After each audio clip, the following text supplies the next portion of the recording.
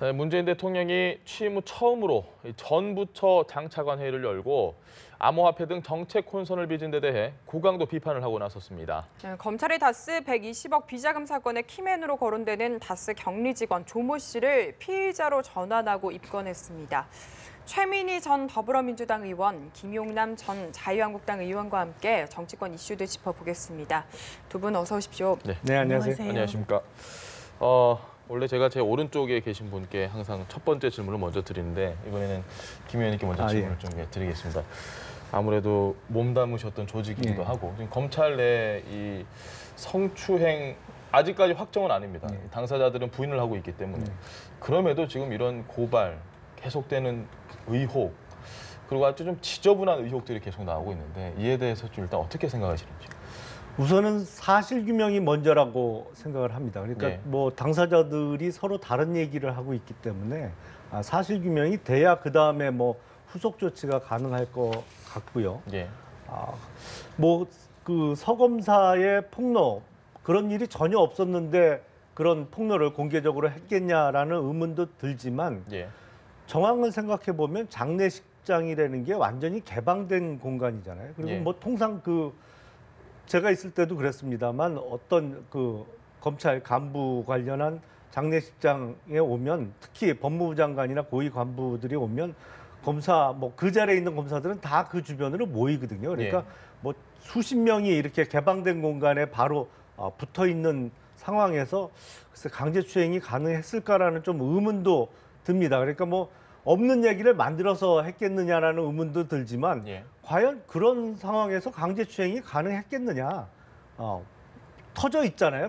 장례식장 무슨 방으로 막혀 있는 것도 아니고 그냥 완전히 개방된 공간에 수십 명의 사람들이 밀착해 있는데 그런 의문도 있고 또 그리고 서검사가 본인이 강제추행을 당한 것 때문에 인사상 불이익을 받았다라고 아마 주장을 하는 것 같은데 이게 대검의 징계는 사무감사, 정기 사무감사 결과에 따른 징계라고 해요. 그러니까 설마 대검에서 뭐 강제추행의 피해자를 너 왜 강제추행을 당했냐라는 사유로 징계를 했을 리도 만무한 거고 본인이 입은 인사상의 불이익하고 징계 사유와의 연관성도 좀 살펴봐야 될 것 같습니다. 1년에 한 번씩 이제 정기 사무감사를 하면 검사별로 처리한 사건의 적정성을 놓고 사무감사를 해서 뭐 징계 여부라든지 뭐 평점을 주게 돼 있거든요. 그러니까 인사상 불이익하고 과연 뭐 2010년에 일어났다는 장례식장에서의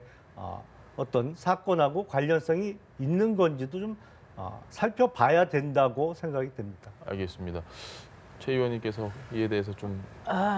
그래서 이게 그 성추행 사건이나 성폭력 사건이 벌어지면 아무래도 남성과 여성이 감수성이 좀 다르구나 이것을 느꼈습니다. 왜냐하면 저는 그 서검사의 인터뷰를 받고 그 이후에 올린 글도 꼼꼼하게 봤습니다. 그런데 그 정황이 너무나 구체적이고 좀 저도 말씀드리면 장례식장에서 저는 남성이 여성의 허리를 감싸고 뭐 어깨를 잡고 이런 걸 많이 봤습니다. 저도.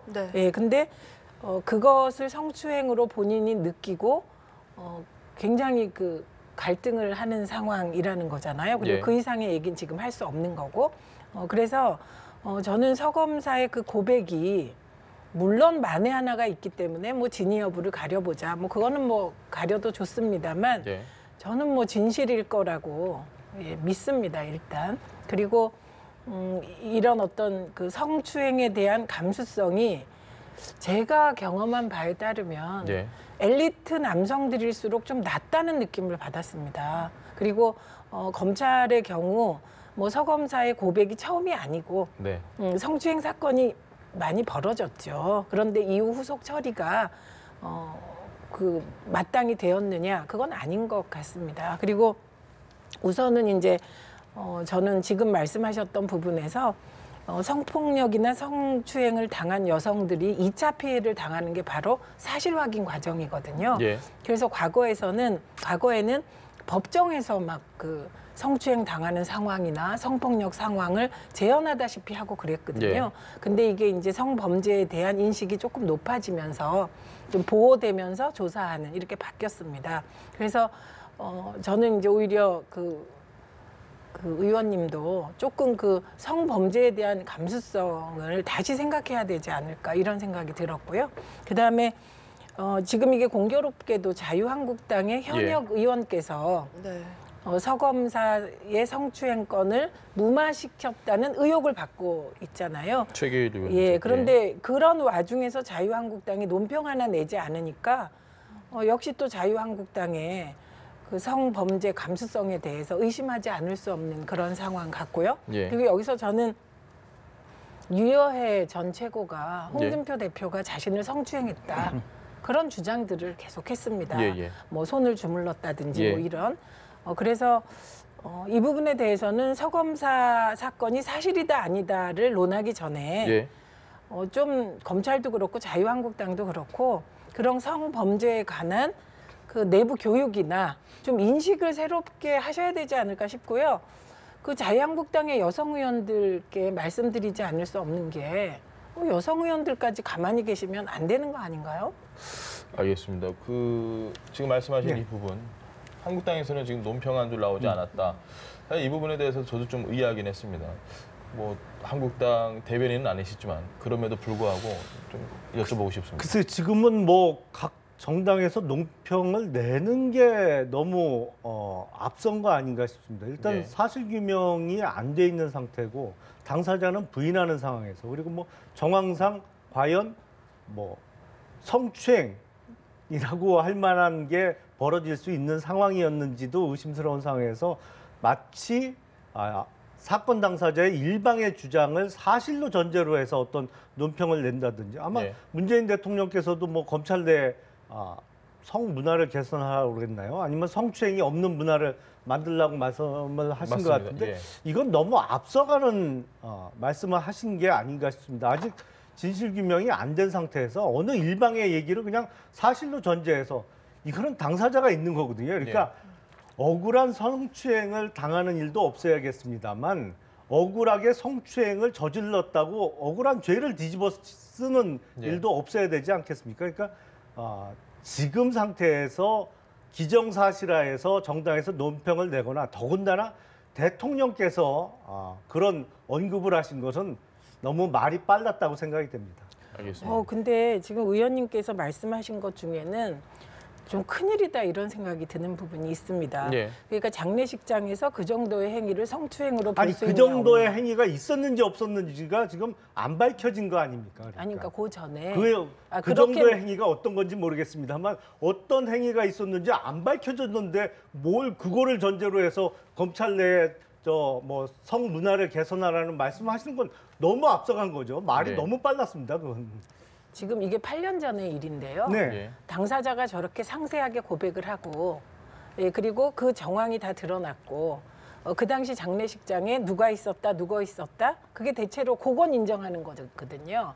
그리고 성추행의 당사자도 처음에는 기억이 안 난다 이렇게 하다가 예. 그런 일이 있었다면 사과한다 이렇게 말이 바뀌고 있습니다. 그리고 이게 서검사 혼자만의 얘기라면 또 그렇게 말씀하실 수 있어요.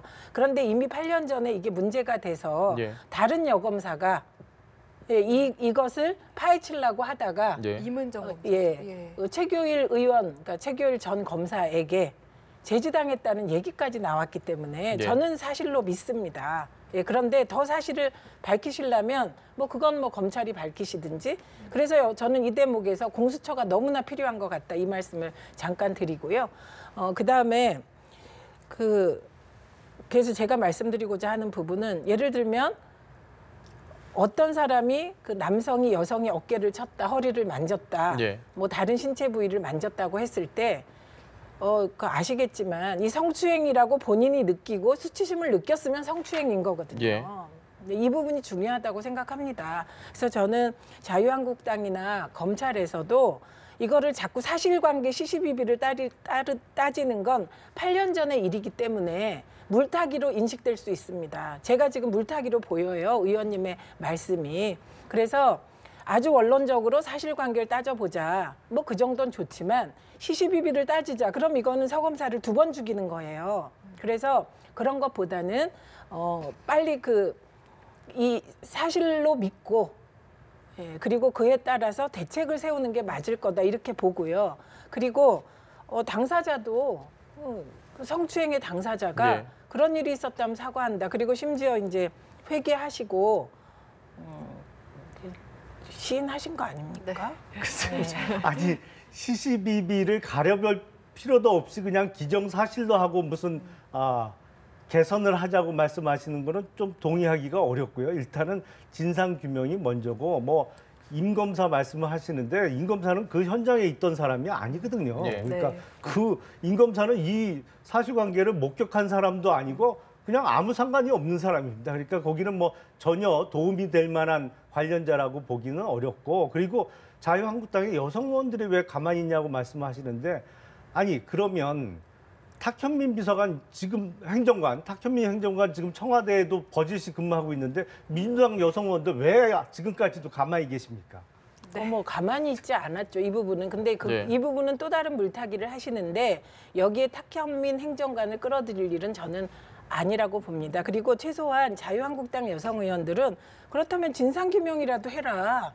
이렇게 해야 되지 않습니까? 그 말씀을 드리는 거고요. 그리고 저는 거듭 말씀드립니다만 성범죄, 특히 성추행, 성폭행이 벌어졌을 때 가해자가 취하는 태도가 시시비비 가리자입니다. 예. 왜냐하면 시시비비를 가리는 과정에서 성폭행 혹은 성범죄의 피해자들은 2차 피해를 입게 돼요. 수치심을 느끼게 됩니다.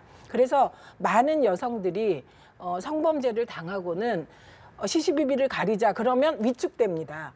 그리고 그 서검사가 얘기했잖아요. 검찰 내에서 더한 일도 있었다. 성폭행도 있었는데 그 성폭행의 피해자가 꽃뱀처럼 얘기되는 걸 봤다. 이런 얘기까지 있었는데 저는 그런 일이 벌어진다고 봅니다. 그 남성 중심의 카르텔에서 여성이 성범죄를 당했을 때 이 성범죄 사실을 얘기하면 네가 꼬리친 거 아니냐. 예. 이런 식으로 뒤집어 씌우는 일이 너무나 많았거든요. 그런데 그리고 또 지금 민검사 말씀하시는데 그때 민검사는 감찰을 하는 지위에 있었다는 거 예. 아닙니까? 그리고 그 감찰국장인가 감찰상관이 최교일 의원이었다는 거예요. 국장, 예, 국장이. 그렇기 때문에 이런 사실관계가 다 있고 8년 전에도 이게 검찰 내에서 문제가 됐습니다.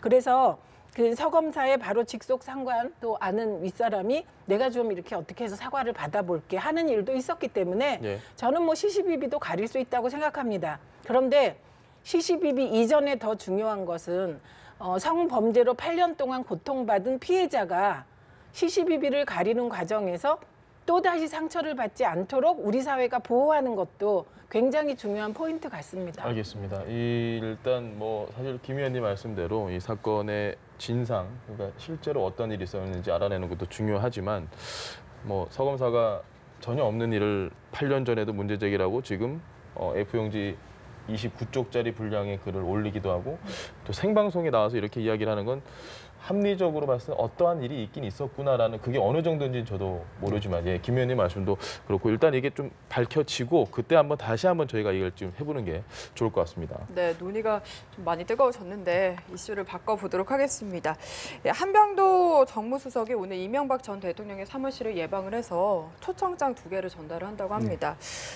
주요 경기의 개막식, 폐막식 초청장은 IOC 명의고요. 또 하나는 문 대통령의 명의로 이 웹인 만찬 등의 행사 초청장을 전달한다고 하는데 과연 이명박 대통령이 이 초청장을 받을까 좀 이게 초미의 관심사였는데 결국에 받기로 했다고요. 네, 당연히 받죠. 예. 당연히 받고 아마도 제가 예상하기에는 개막식이 됐던 폐막식이 됐던 이명박 전 대통령이 참석을 할 것으로 저는 예상을 합니다. 예. 왜냐하면 지금은 마치 뭐 다스가 누구 겁니까 쫓아다니면서 묻는 사람도 있고 어디 카메라에 포착이 되면 마치 범죄 혐의자처럼 이렇게 추궁당하듯이 기자들한테 질문도 많이 받습니다만 평창올림픽의 개막식에 예를 들어서 참석을 하고 거기에 세계의 많은 귀빈들이 참석을 했다고 가정을 해본다면 그리고 특히 뭐 누가 올지 아직 확정은 안 됐습니다만 예를 들어서 오바마 전 미국 대통령이 참석을 했을 때 사실은 그 이명박 전 대통령하고 되게 친분이 두텁거든요. 이게 이제 사석에서는 이제 뭐 형님이라고 부른 뭐 영어로 브라더 뭐 하면서 얘기를 한다고 합니다만 평창 올림픽은 유치는 이명박 대통령 시절에 한 거죠. 예. 그 앞선 2번의 실패를 무릅쓰고 3번째 만에 따냈습니다. 물론 이제 개막식 때는 문재인 대통령께서 지금 현직에 계십니다만 그렇게 되면 그런 모습이 카메라에 비춰지고 이렇게 화면을 보면 약간 위상이 달라질 수가 있거든요. 예. 그러니까 지금 마치 아직도 뭐랄까요, 밝혀지지는 않았습니다만 범죄 혐의자인 것처럼 자꾸 카메라에 비칩니다만 예. 대한민국의 전직 대통령으로서의 공과를 다시 한번 생각해 볼 수 있는 계기가 만들어진다고 보이기 때문에 이명박 전 대통령 입장에서는 참석하지 않을 이유가 전혀 없다고 생각이 듭니다. 이번에 초청장을 보낼 때 전직 대통령에게 보내는 초청장 명단에 유일하게 네. 계신 분이 이명박 전 대통령밖에 없더라고요. 이게 보니까 참 좀 씁쓸하기도 하고 뭐 여러 가지 생각이 들었는데 최 의원님 어떠세요? 이명박 전 대통령이 이번에 참석을 해서 이렇게 카메라에 비춰지고 이런 모습을 보면 어떤 생각이 좀 드실 것 같습니까? 그 한때 장개석도 중국의 영웅이었잖아요. 예. 그런데 대만으로 쫓겨가면서 중국 대륙의 민중들로부터 버림을 받는 겁니다. 그래서 지도자의 길이라는 건 잘한 것도 있고 못한 것도 있는 거 아니겠습니까? 예. 저는 이명박 대통령이 평창 올림픽을 유치하고 이후에 새누리당이 당시에 평창 올림픽의 성공을 위해서 특별법도 만들고 예. 이런 일련의 일들이 의도와는 다르게 굉장히 한반도 평화에 기여하고 있다고 생각을 합니다. 그래서 이번에 문재인 대통령이 한병도 정무수석을 보내서 예. 이명박 대통령께 초청장을 전달하고 그리고 그것을 받는 이명박 대통령의 모습이 저는 우리나라 그 정치가 되게 성숙하게 비출 거다. 예. 그리고 그런 전직 대통령으로서 평창 올림픽을 유치한 대통령으로서 평창 올림픽에 참석하고 그리고 또 이명박 대통령께서도 평창 올림픽 성공을 바란다고 하셨잖아요. 예. 그래서 당신이 유치한 평창 올림픽이 성공하는 것을 같이 하는 거는 저는 아주 좋은 일이고 국익에도 도움이 된다고 생각합니다. 그러나 그것과 예. 지금 이명박 대통령에 대해서 쏟아지고 있는 범죄 의혹들은 별개다. 그리고 이제 자꾸 말씀을 하실 때 이제 자유한국당이나 이명박 대통령 쪽에서 목표를 정해놓고 한다? 그거 아닙니다. 저는 지금도 이명박 대통령에게 가해지는 그런 범죄 의혹들이야말로 예. 시시비비를 가리는 과정이다. 이렇게 봅니다. 그래서 저는 이제 문재인 대통령께서 초청장을 전달하라, 아주 정중하게 예. 예의를 갖춰서 전달하라는 모습을 보고 떠올린 게 노무현 대통령 돌아가셨을 때 장례식 풍경이었습니다. 예. 그때 백원우 전 의원이 그러니까 막 소리를 치니 그거를 제지하고 나중에 문재인 당시 장례위원장께서 이명박 대통령에게 굉장히 정중하게 예우를 갖췄잖아요. 예, 저는 정치는 그런 거라고 생각합니다. 마음이 아파도 현직 대통령으로서 전직 대통령에게 예우를 갖출 건 갖춰야 하고 그러나 또 국민적 의혹이 있으면 그거는 수사해야 되고 지금 그런 모순된 관계 속에 대한민국이 처해 있다 이런 느낌이었습니다. 최 의원님 방금 그 얘기하셔서 또 좀 생각나는 게 한 2년 반 정도 만에 그러면 그게 2015년이었고 지금 2018년 2월이 되니까 한 2년 반 정도 만에 조우를 하는 겁니다. 문재인 대통령과 이명박 전 대통령이 만날 수밖에 없는 거죠. 개막식에 참석을 하게 된다면 어떻습니까? 그때 만나면 좀 어떤 얘기가 오갈까요? 그냥 뭐 통상적인 인사만 하고 끝날까요? 어떻게 보십니까?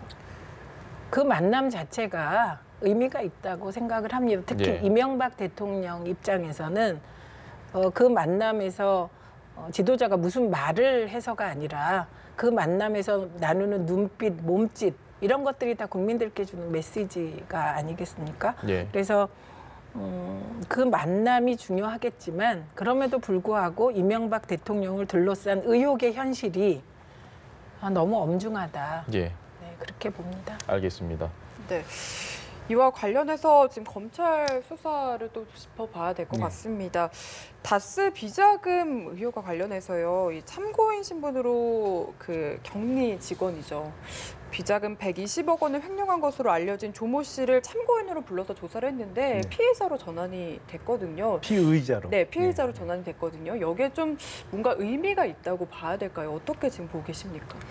법률적으로는 이해하기가 힘든 그 처분입니다. 사실은 지금도 계속 이제 다스 120억 횡령을 말씀하시는데 이게 이제 2007년 훨씬 전에 범해진 범행이거든요. 그러니까 예. 형사소송법이 2007년도에 개정되면서 지금은 공소시효가 늘어났지만 2007년 이전에는 아무리 횡령 액수가 많더라도 예. 공소시효가 10년입니다. 그러니까 이미 지금 18년이니까 시효가 지났죠. 그러니까 격리 직원이 됐던 아니면 당시에 다스의 뭐 대표이사가 연루가 됐건 이미 공소시효가 다 지났거든요. 그러니까 검찰에서는 공소권이 없어요. 그러니까 수사할 권한이 사실은 없는 사안을 갖고 지금 수사를 하고 뭐 피의자로 전환시키고 이 난리법석을 피고 있는 겁니다. 그러니까 예.